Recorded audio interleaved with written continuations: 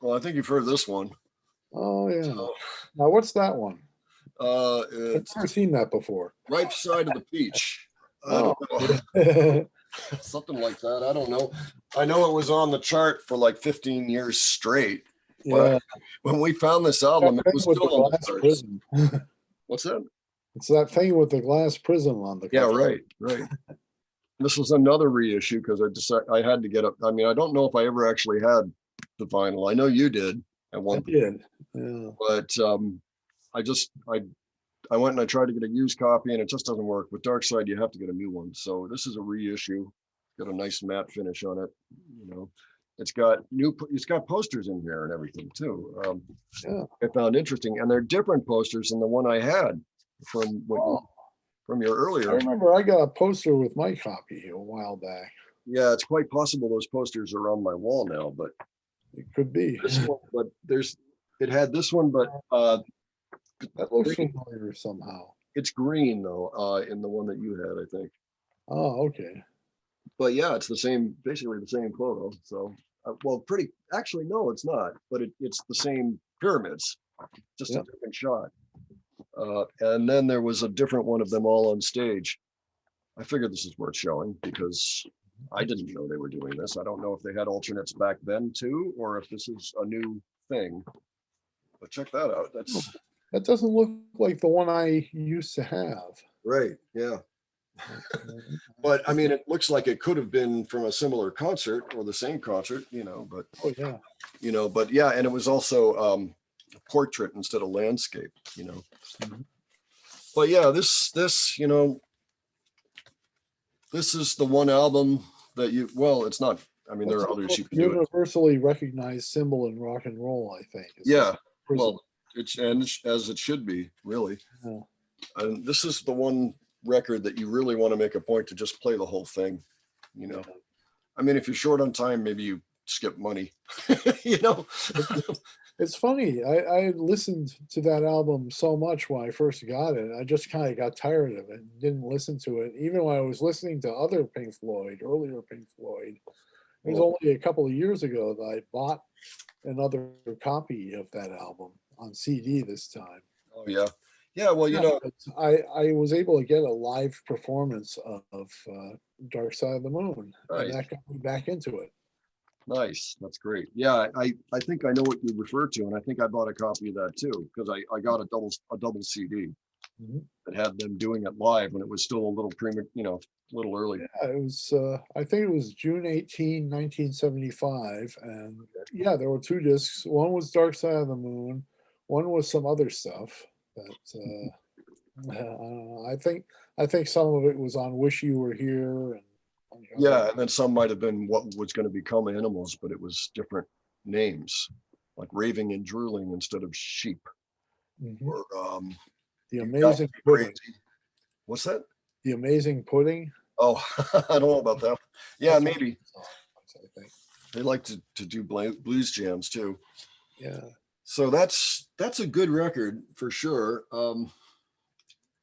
I think I like this one better though overall. Oh yeah. Wish You Were Here. The thing about this particular cover is that they don't seem to be using it anymore. They have a different guy on fire now on all the Oh, covers. Notice that? that's interesting. Yeah. I Yeah, don't know that, when that happened. that's an album I never had. I never really Yeah. got too much into it. I mean, I heard it plenty of times. Yeah. I Well, didn't really have to get the record to hear it. yeah.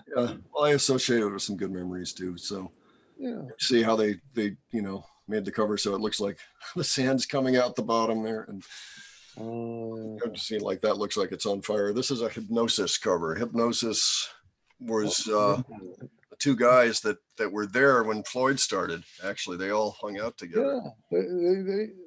Those guys did a lot of Pink Floyd's album covers. Yeah. See, they got this down here leaking out, and this, which is Oh, pretty cool. that's interesting. What Yeah. now? Is that still Wish You Were Here, or is that Yeah. another? This is the inner sleeve. Oh, yeah. Yeah. Okay. I've taken the record out and put it in a polyliner, but yeah. So this seems like a unique item. But I'm glad to have it. And This, of course, has Shine On You Crazy Diamond on it. Talk about Syd Barrett. There's a story about Syd Barrett. Yeah, do you want to tell that one, or do you know it? Yeah, apparently, I don't know if somebody had tipped off Syd about Pink Floyd recording at, I guess it was Abbey Road Studios or EMI or something like that. But he showed up and he said he was ready to do his bit. And this is around 1975. Syd left the band in 68. He Yeah. did those records around 69 and 70. Yeah. And he just showed up and he was not recognizable at first. They didn't know who he was. And then they found out and you know, it was surprising and also very sad, I guess. They were talking about stuff he was doing, like jumping up and down, brushing his teeth. Yeah. Yeah. Well, he You know, shaved his he eyebrows. really had a hard time when he showed up, I think. Yeah, I think his head was shaved and his eyebrows were shaved off, and he was also heavier. You can tell. Yeah, he was a lot heavier, I think. Yeah. Apparently, Yeah. So it just I don't know, sure. comes as a shock, to see someone like that was a good friend of yours and you haven't seen in a while. And as a matter of fact, I mean, he shows up when they're working on the mix of the song that's all about him, which is Shine On You Crazy Diamond. I mean, the record is 40 minutes or something, and Shine On You Crazy Diamond is over 25 minutes of that. It's spread over two sides. Yeah, it's isn't there 5 parts to that or something like that, or 7 parts? Theoretically, yeah, something like that. I mean, they say, 9. There's 9 parts. And that, there are really, you can tell, very distinct places. I mean, just like Genesis that we were talking about, where they take ideas and kind of stitch them together. Floyd does the same thing, although they're very careful about how they knit things together, and they'll never put something together just to see how it works with something else. They always know it's going to work. They're like, that's good, okay. But yeah, so they did that. It's there's 9 songs in there, but it's really you can tell it's all the same piece. It's all, and it's one of their best pieces of all time, I think. And of course, it's also got the ballad, the guitar ballad, Wish You Were Here on it, which has become one of those songs that they can't play a concert without playing, even if the concert is really short, like Live 8, or whatever that was in 2005, kind of the Live Aid type show. That was kind of like a direct letter to Syd, I think. So you think Hell, Heaven from Hell, Blue Skies from Pain, Yeah. Something from a Cold Steel Rail. Well, yeah. Well, I mean, and the other songs on here are Welcome to the Machine, and that is very definitely a reference to the music business. And then Have a Cigar, which is also a direct reference to the music business. Which one's pink? Have a Cigar is the guy in the in the record office trying to court the band, or tell them how great they are, but they actually know absolutely nothing about the band and are essentially just sucking the life out of them, having them be there. So so I mean, the whole thing was about the experience of their getting started and what it did to Syd. Shine On You Crazy Diamond. Yeah, no one knows where you are, how near or how far. So yeah, it would be pretty wild to have him suddenly show up while you're mixing that song and be like, yeah, that's him. I think there are some people I've heard some people say that Syd must have been tipped off that they were recording that or something, just to show up there on that day. And that seems likely. It does seem likely that somebody must have happened. Somebody must have said something. Yeah. No. Maybe someone dropped him a note and said, "Hey, hope you're doing all right." Well, so they did that album. The next thing to come out was 2 years later, mostly written by Roger Waters, but not entirely. Not like The Wall, but Animals. With pig going over the power station there. Mhm. Apparently the pig Yeah. got away and caused some damage when it finally came down. some I Oh, don't know. is There's that some, an actual photograph? yes, this is an actual photograph of an actual huge inflatable pig up in the sky Yeah. behind a power plant in Britain. Okay. Oh, I thought that was like a piece of artwork, and that maybe the pig was tethered to that factory or whatever. Well, it is tethered. It is tethered, but apparently the tether broke. Oh, So, whoops. oh. Yeah, pretty amazing. In your day. That's the thing about hypnosis. They like doing things and having it look real by trying to make it as real as possible. Mhm. So good job on the cover. So this album has really three major songs and then one short one that preludes and epilogues the album. Mm. Pigs on the Wing. It's just 1 minute piece on the guitar with Roger. Mm. This is essentially like Animal Farm, George Orwell's Animal Farm. It's got Okay. a song called Dogs, another called Pigs, three different ones, and Sheep is the other one. And all of them represent some segment of society. Mm. And yeah, so there's a lot of despair in here. It's kind of, in that way, it's a harbinger of the wall.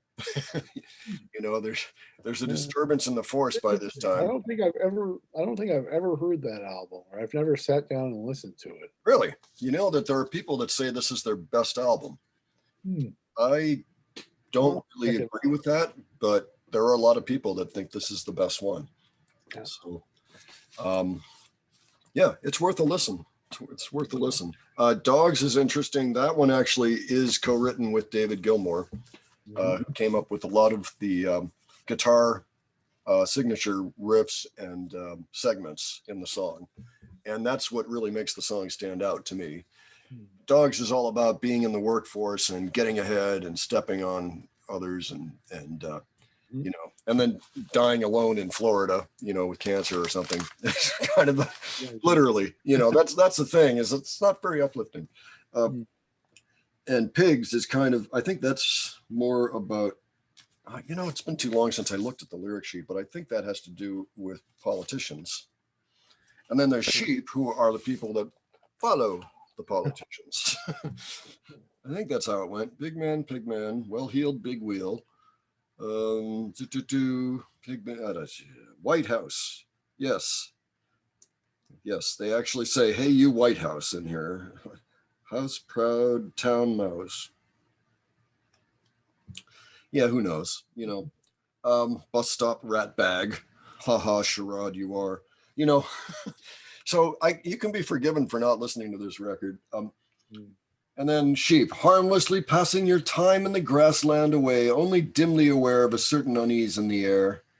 You better watch out, there may be dogs about. I've looked over Jordan and I have seen things are not what they seem. So, and this has some driving, this is a kind of a driving song. So that's kind of cool. I can see why people like the album, but it's just, if you listen to the words, you know, I'll tell you, after Wish You Were Here, it got tough for a while to listen to this band, even with The Wall, which is the next one. Now The Wall is undeniably a masterpiece. I think it's not really what I think of when I think of Pink Floyd, but it is so well put together and conceived. You know, they took a lot of time outlining and then figuring out how they were going to write this thing, and it came out right. Not necessarily a pleasant listen, but pretty epic. And Yeah. Interior That's one of the first records I got too, and I listened to that for a while. I listened to it for a couple of years actually, and I don't know. I just then I heard some Sid Barrett stuff and started listening to that, and I think it was another. It was a considerable amount of time before I listened to it again, but I did. And about 10 years ago, I listened to it again. And, yeah. you know, I liked it. Yeah, it hangs together, you Mhm. know. That's right. We went and we saw that show. That's right. That's We, s- that's we s- probably what got me back into it, actually, back into the that's right. wall. We went and we saw Roger Waters perform The Wall in Verizon Center in DC in 2010. Yep. And it was a heck of a show.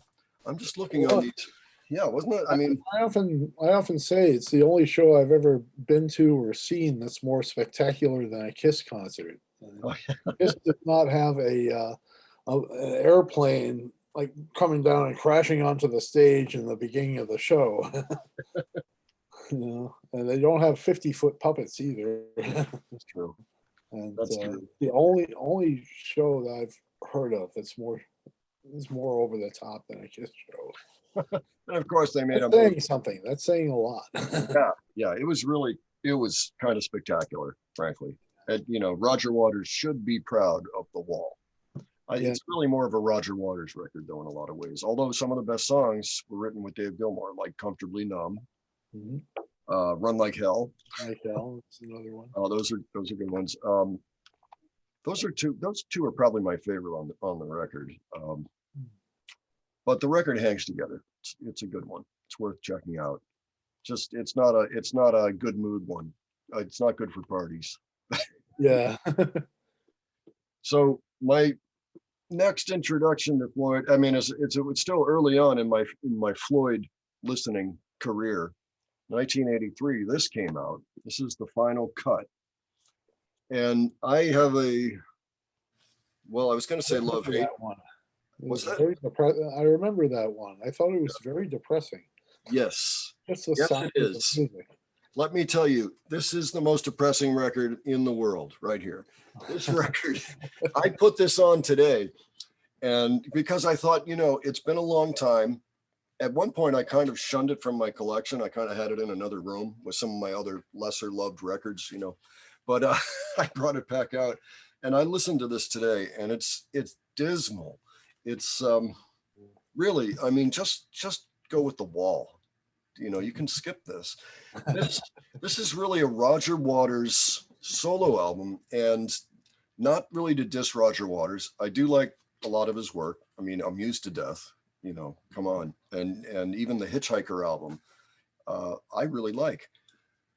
This is not one of his better projects. In fact, this may rank as his worst one. And it's hard to come up with something as good as The Wall. It took him 4 years to even release this album. By then, the band was splitting apart, and he was really running it, much to the chagrin of everybody else. He'd fired Rick Wright during the Wall tour, and put him on just as a session guy, basically at the gigs, which means he was the only one that made money on the Wall tour because the tour lost tons of money. So the other guys had to absorb the loss, but not Rick. So that was kind of poetic. The line that I remember most from the final cut, and whenever I think of this line, I'm always thinking of these Popeye jokes or something. A warnings to you all. Oh yeah. And then I imagine hearing "I'm strong to the finish till I eats me spinach."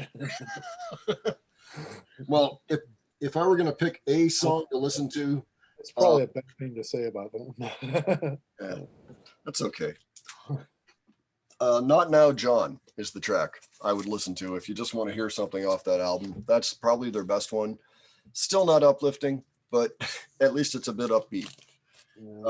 But yeah, that's, you can just skip that record. Really. I think that now after that, Roger Waters left the band, which ended up being a pretty good thing. At the time, it was controversial, but David Gilmour decided to continue with the Pink Floyd name. And I think in retrospect, that was a good thing. The next thing to come out was Momentary Lapse of Reason. And talking about real photos, Adrian, like that pig, you see all those beds? Those beds are really there on the beach. All of those beds are made. Taking a long time to set that up. It did, and it was actually going to rain. It rained like that day, and they all had to go out and deal with that and try to save the, you know, keep the beds in good shape, and then, you know, but anyway, yeah. So I mean, they're not kidding around. This is another hypnosis cover. So yeah, pretty wild. And they've got a guy up there in a hang glider too, which relates to the first song, or one of the first songs on here, "Learning to Fly." Oh, So Richard Wright wasn't technically in the band again yet, but he did get in on the recording of it. He just, maybe for legal reasons or something, he wasn't on here in the photo, or as a playing as a band member. But he is the third one listed after Gilmore and Mason up there. You can't see it. I'm sorry. I know it's a little bit, you know.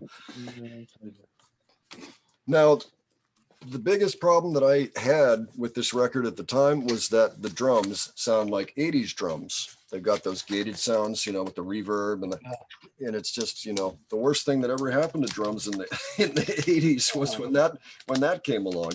But it was the fashionable thing. I understand that they've tried to mitigate that. They just came out with a new mix that took out a lot of the keyboards, the 80s keyboards, and put in more kind of, with more volume, with more presence, all of Rick Wright's organ pieces. oh. You know, like he put down Hammond tracks on a lot of those songs. And so they would get rid of the chintzy keyboards and put in his organ tracks. And I think they also tried to address the drums and the sound of the drums. So I'm just waiting for that. That came out on a big box set called The Later Years. Like, these were all the early years. There's another one called The Later Years. And what I've heard sounds pretty good. I'm just waiting for them to release the new Momentary Lapse of Reason mix by itself, so I can just buy the record. And then I will own that, because it is a pretty good album. It's not as strong necessarily as the best Floyd. However, you could almost just look at it as a slightly different band. They still had a high level of musical integrity. They still did incredible live shows that were audio and visual spectacles. And I got to see them a couple of times in the 80s, 87 and 88 on that tour. And that tour actually yielded this album, which is Delicate Sound of Thunder. Yes. Yeah. And I kept the hyped sticker on there, but it's mostly a tour. You know, the first, it's 2 records. The first record is mostly stuff from Delicate Sound of Thunder, and the other are all the things you would hope to hear at a Floyd concert, like Wish You Were Here, Comfortably Numb, Run Like Hell. So is that 2 live albums, or just 1 live album and 1 studio album? Oh, this is 2 live albums here. Delicate Sound of Thunder. Yeah. So, yeah, and that's yet another Hypnosis cover, I believe. So, okay. So after that, I regret to say, well, 7 years went by, and they got back together, made another record. I don't have that record on vinyl, but I've got the CD, of course, because, you know, got to have your Floyd in the house. Is it Division Bell? Division I'm not Bell. much of an expert on the later music. Yeah, this is called the I Division do Bell. I do have something from a Division Bell tour where they played Astronomy Domine. Yeah, that sounds like the Pulse live album. Yeah, it could be. Well, take a look at these things. Yeah. Again, it's Hypnosis. And again, this is real. These things are like 30 feet tall. They stuck them out there in the field, and you see how well they coordinated it, and those lights behind it and everything, and like in the mouths. I mean, this is a piece of work. Take a lot of work. Like Yeah. Yeah, it's amazing. You know, I mean, that is really dedicated to your craft. I mean, so they did that. I thought that was another spectacular cover. You know, a couple of things on the inside there. Anyway, this album I think is better. It's more Floyd-like than Momentary Lapse of Reason. Both those albums have their strong points, but this one is nice. This one feels more like Pink Floyd to me than the other one. Of course, it feels like latter day Pink Floyd. So Dave Gilmour is front and center, and so is his writing style, which frankly is fine. I think as he's gotten older, he's become a better writer. So this is worth hearing. My favorite track on this is called High Hopes. It's the last one. First one's an instrumental that's kind of nice to hear. It took me a long time to get around to appreciating this. I had to listen to it several times over several years. But now I fully embrace it. It would rank low on my overall list of, if I put together a list of top, ranked all the albums, but it'd be well above Final Cut. It'd probably be above More. Oh, that's pretty good. Yeah, I mean, I like the Moore soundtrack myself. yeah, I do too. But it's just, I mean, it's kind of more bits and pieces and everything, and that at least Division Bell hangs together. Yeah. So I was gonna say, gee, I only had the this is Pulse, right? But the thing is, I actually just bought Pulse on vinyl. So and I left that over here.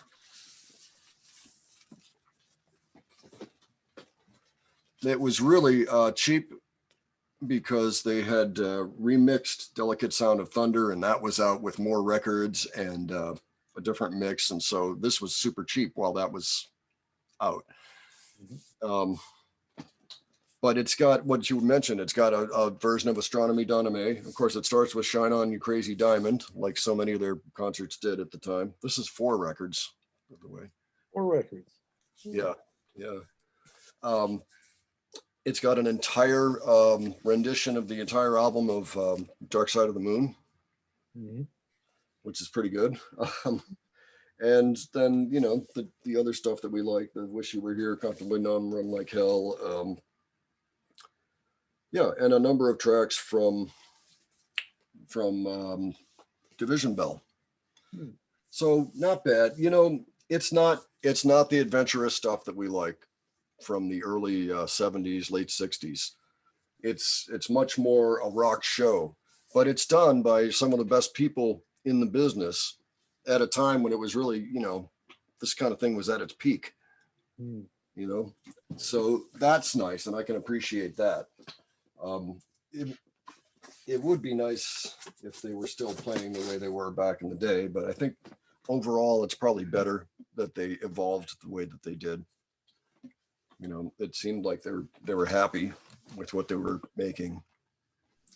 And I mean, I can't say that I fault them, and I still enjoy the music. I just kind of look at them as 2 separate bands. Speaking of which, I found this, we were talking about this album earlier, but this is a 3 CD set of Gates of Dawn. And the first CD is mono, the second one is stereo, and then there's a third one with a bunch of singles and outtakes. Included in this is a alternate version of Matilda Mother that I really like. Oh yeah. It's a lucky thing they put that on this, the alternate Matilda. So I've gotten to hear that. Yeah, I've got that too, I think. Yeah, I think I think I got this and I liked it so much I bought you a copy and sent it down. Yeah, I think that's what happened from you. Yeah. Yeah, which is cool. No, I'm glad you mentioned that, Adrian. And I think the mono version of Piper is the only one that the band was there for the mix. So that's kind of more true to, yeah. I love hearing in stereo. I know it was originally released in mono. Yeah. Most music back at that time. Yeah. I think it was one of those situations where the whole band had their hands on the mixing board. Yeah. During the mix. They do things like panning and. Oh yeah. Well, no, mono that you can't do that, but you can still. Oh, mono you can. you can do a lot though with mono, for sure. Wow. Well, I think we've probably done about as much exploring as we can with Floyd for the time being. Here's hoping something else maybe comes out someday. Oh yes, I should mention they did put out the Endless River before I completely. The And Endless this River. is, yeah, this is technically the last Pink Floyd album, but I have to tell you the truth. I have a hard time really viewing it as a legitimate Floyd album, just like I was saying about More, just and to some degree obscured by clouds, just because it's not really representative. What they did with this is they went through all of the recordings they had of Rick Wright and David Gilmour and Nick Mason all jamming to try to come up with ideas for the Division Bell. So this is all 1994. And like jamming and then jamming. yeah, and it's just all the ideas they came up with. So the vast majority of this is instrumental. I think there's only one song at the end that has words. So it's nice. It's kind of nice as an ambient listen, but I'll tell you, after I played it a couple times when I got it, I've never gone back because it's, there's other things, like you were saying, time is limited. I find I don't have enough time to listen to everything I want to listen to. There's just physically not enough time, Right. So so that's when I just don't make it to. I'll just go to some other Floyd album when I have the time, so but yeah, so they made clear though that was the end of the Floyd discography right there, or the legacy, of the studio albums was, it's done, sealed. So yeah, so that's our take on these records. Thanks for checking us out. Yeah, we appreciate it. Oh yeah. We're always open to new ideas. So if you have something you'd like us to look into, and we'll definitely consider it. Just drop it below. And while I'm at it, don't forget to subscribe or maybe like our video. Subscribers. That's why I've been telling everybody I know. I've noticed the number's been going up steadily, slowly but steadily. So, go team. All right. Yeah. So, and of course, share it with other people if you think they'll like it as well. We're just trying to have a good time here and maybe brighten people's day. And it's a lot of fun for us. So that's it for now. Yeah. We'll talk to you soon. Catch you later. Peace.